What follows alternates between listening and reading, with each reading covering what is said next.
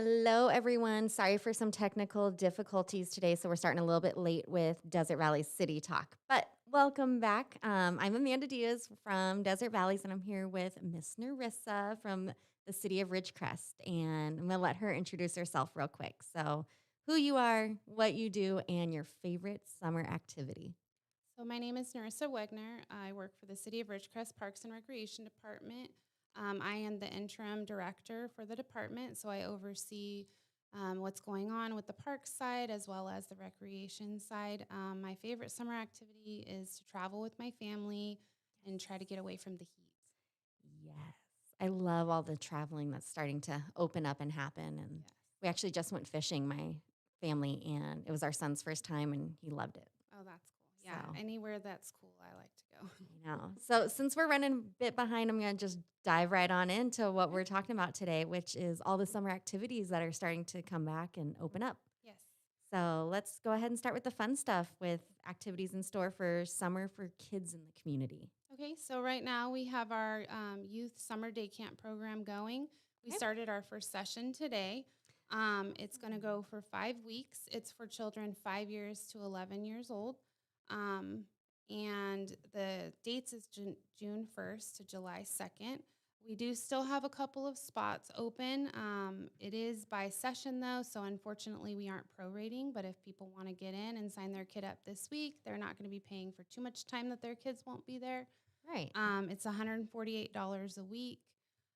We do offer a 10% discount for the second child if you have more than one child that you're enrolling, and 10% for the third child. Also, first child's a Oh, full okay. price.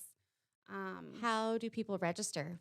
So to register for our programs, they'll go to the City of Ridgecrest webpage. They'll click Okay. the Parks and Recreation link, and then they'll see a link that takes them to our active program. Okay. And that's where they'll create an account if they don't already have one and register for any of the classes that we offer. Awesome. I'll be sure to drop that in the comment section today for you guys. And Okay, if I perfect. forget after this, feel free to bug me and remind me, everyone. Okay.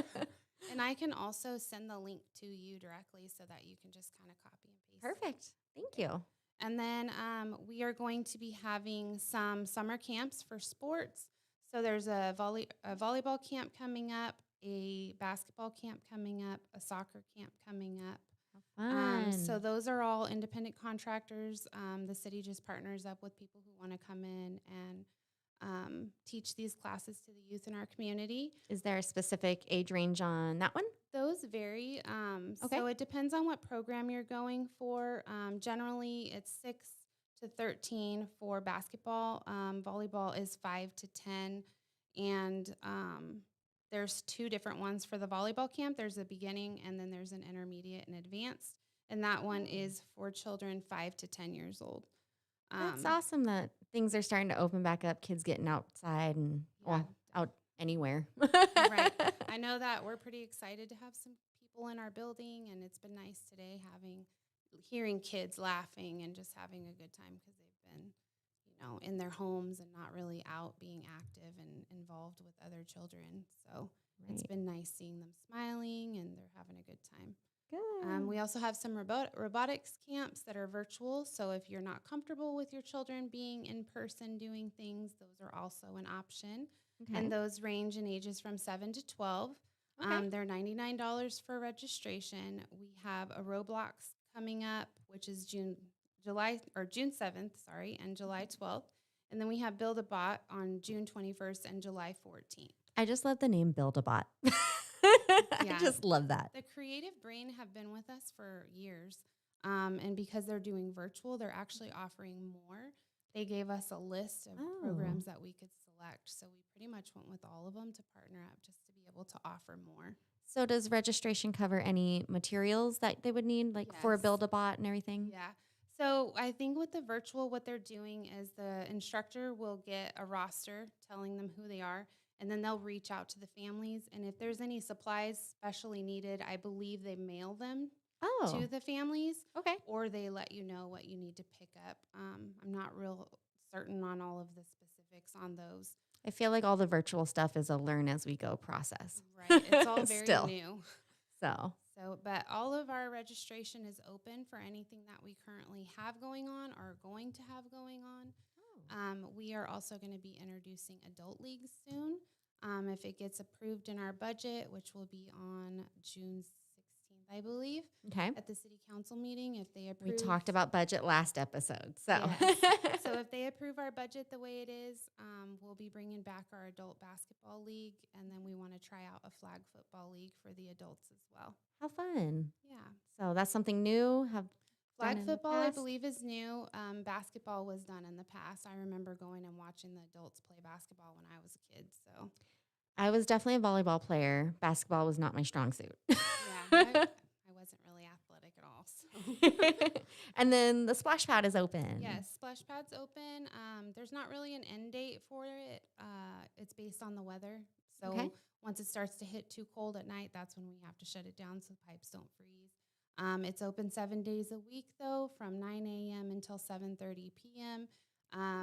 I never knew there was like actual open times. Yeah. Okay. So we have it set on a timer. So if you show up before then, it's not going to turn on when you touch the pad until the time that it's set to come on. Okay. And then we have the bathrooms outside, so that's really convenient now. So people don't have to worry if the Carnegie Center isn't open. Are they just open and They're go on a in? timer too. Oh, So, okay. yeah, you can just go in during the times that they're set to be open, and then at the time that they close, which is when the splash pad closes down, the doors will just automatically lock. Fancy around here. Yeah, so it's really nice. It's convenient because I know when we first opened the splash pad, we didn't have the restrooms outside yet. One question I did have that was sent in early is birthday parties or anything like that. Is that available at the splash pad? First It come, is. first serve. It is first come, first serve. We don't Okay. have any type of rental procedure yet in place for that, but it is definitely something that we may start to look at, Okay. especially because we're getting more and more people inquiring about having birthday parties out there. But yeah, for the time being, it's just show up and have your party. Awesome. That's fun. Yeah. So let's go ahead and talk more about the day camp programs. So session 1 started, and I'm going to go a little off script, but we were talking about how the kids are in separate classrooms Yes. type things. Yes, so we have 2 groups right now. Our max capacity is 40 kids during the summer. Next summer, we're hoping to be able to extend it to 60 kids, and then we will have 3 groups going. Okay. They're split up by their ages, so we have like 5 to 8-year-olds and then 8 to 11-year-olds. Okay. And it kind of gives them the ability to play with kids that are more along their maturity level and just, on the same page as them. We were talking about that before we started the stream, and I mean that just makes me feel more comfortable that my little kid's not going to be out there with the big kids. Right. Yeah, because before they used one classroom and there would be up to 30 kids in that classroom, and then there would be the camp counselors, and then you've got kids who are 6 with 10-year-olds, and it's just too big of an age gap. So Variety. it was Especially chaotic after sometimes.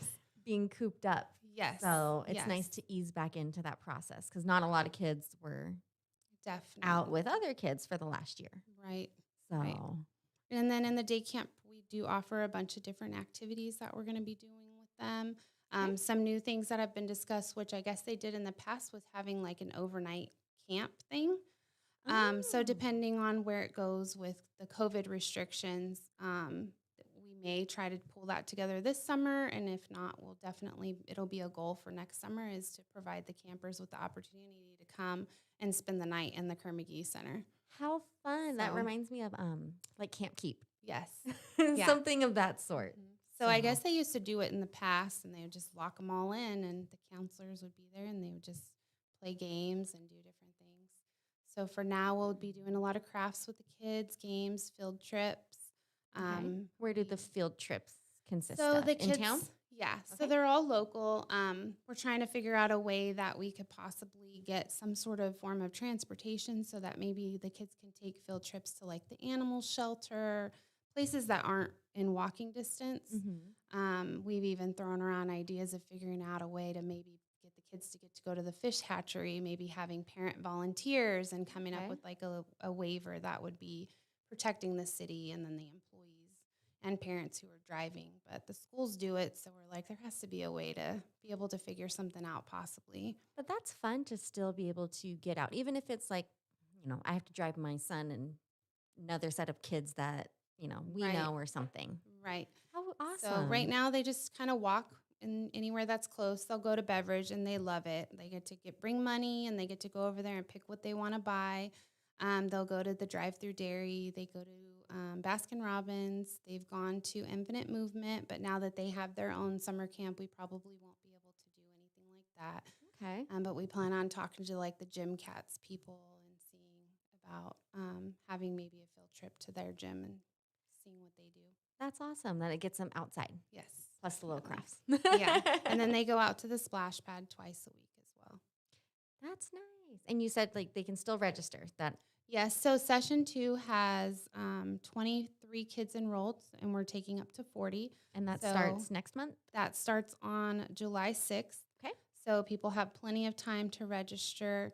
And then they can still register for session 1 if they choose. We just aren't prorating anything. Okay.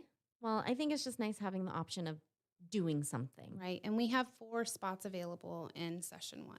Okay. So I will definitely be sure to get that link today in the comments and Yeah, definitely. get your kids involved, everyone. Yeah, and it's a Monday through Friday program, 7:30 to 5 or 7 to 5:30. So it's an all-day Wow. program. It comes out to being $148 a week. So if you think about how much babysitting is or daycare is, it's worth the price.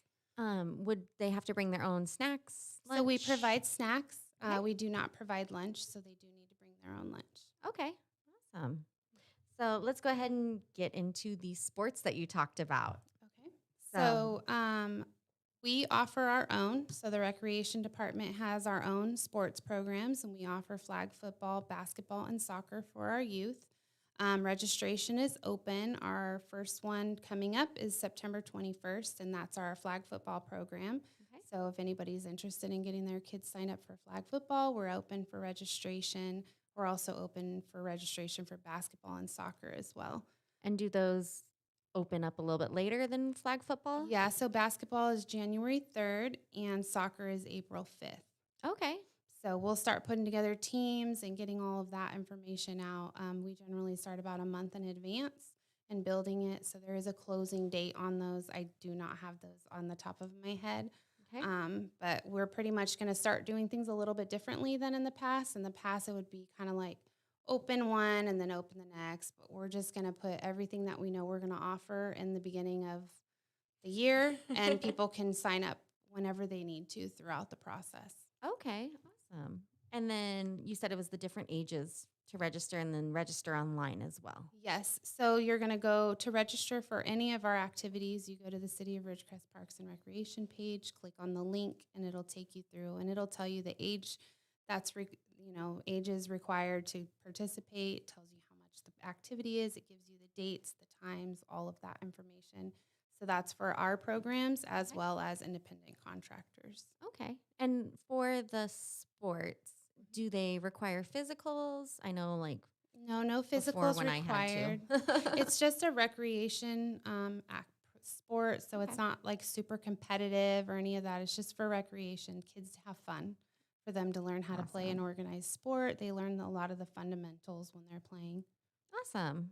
And then any guidelines that have changed for the sports or spectators? So outdoors allowed. Obviously, they just ask that you practice social distancing still, masks, no large groups. If you're, minimum of 2 households, I believe is what it is. Indoor still has not opened up yet. Okay. June 15th is when it's supposed to open up. So we're going to hold our camp.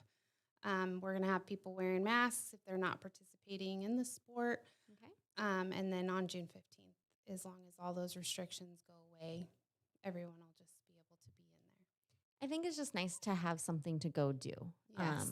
My son, he just completed baseball. It was Okay. He's little. He's a little guy. He's on Shetland. So it was nice to just have that bit of normalcy. Right. So Right.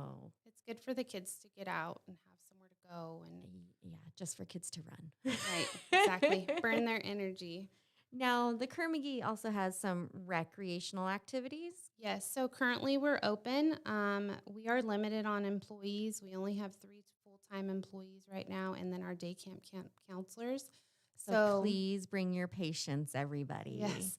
So the the 3 full-time people are trying to do their best to finish their day-to-day functions as well as run the building, which is normally done by our gym attendants, but we have none. We lost them all due to COVID. Okay. So we're in the rehiring process so that once we get the okay to open, we can fully open. It just may take us a little while to get completely there.